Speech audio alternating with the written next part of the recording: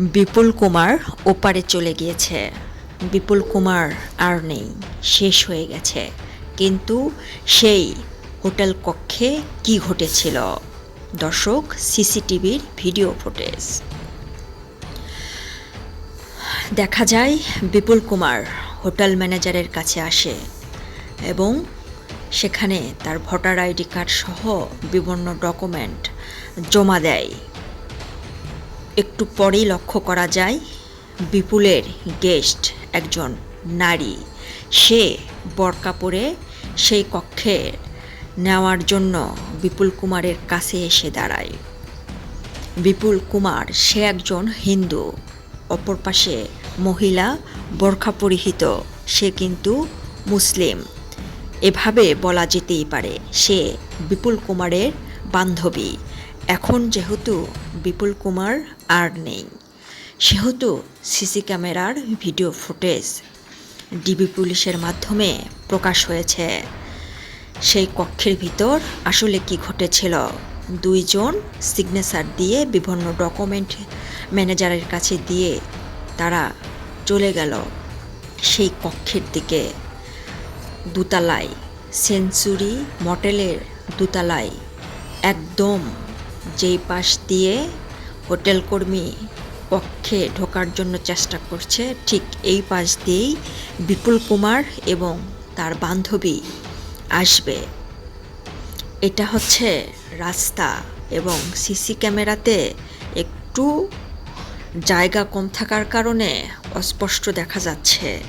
তবে আপনারা যদি লক্ষ্য করেন তাহলে দেখতে পাবেন হোটেল কর্মী রুমে তালা দিয়ে বের হয়ে গেল অপর একটি রুমে।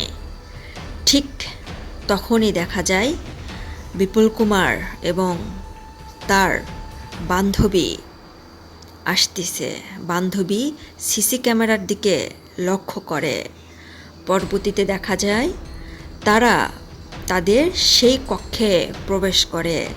সিসি ক্যামেরাতে সেই কক্ষ একটু অস্পষ্টভাবে দেখালেও, সিসি ক্যামেরা ওইখানে না থাকলেও অস্পষ্টভাবে কিন্তু সহজেই বলা যেতে পারে বিপুল কুমার এবং সেই মেয়ে বান্ধবী সেই কক্ষে প্রবেশ করে এবং হোটেল কর্মী তাদের যে সকল প্রয়োজনীয় জিনিসপত্র, টিস্যু, তাওয়ালে, ব্রাশ সব কিছু বুঝিয়ে দিয়ে সেখান থেকে চলে যায়।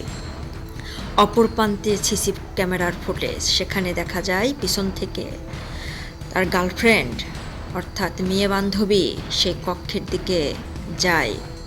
একটু পরে আবার সেই মেয়ে বান্ধবী বেরিয়ে আসে, বিপুল কুমারের সাথে কিছু একটা বলছে, যদিও সিসি ক্যামেরাতে এখন একটু স্পষ্ট বোঝা যায় বিপুল কুমারের সাথে কক্ষের দরজায় দাঁড়িয়ে সেই মেয়ে বান্ধবী কথা বলছিল। কি কথা হচ্ছিল দরজার এপাশ থেকে মেয়ে বান্ধবী বিপুল কুমারের সাথে কি কথা বলছিল, তাদের ভিতর কি আলোচনা হচ্ছিল? দর্শক, এর পরবর্তীতে দেখা যায় তার মেয়ে বান্ধবী সেখান থেকে কোথাও গিয়েছে কিনা, না সেই রুমে কি ঘটেছিল।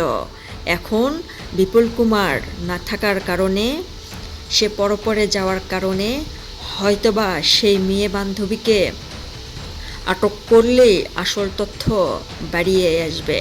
কি বলেন দর্শক আপনারা? সত্যের সাথে থাকেন।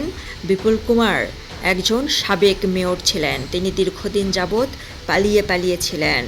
হঠাৎ করেই বিপুল কুমার একজন নারী নিয়ে এই কক্ষে কি ঘটেছিল, শেয়ার করুন, সাবস্ক্রাইব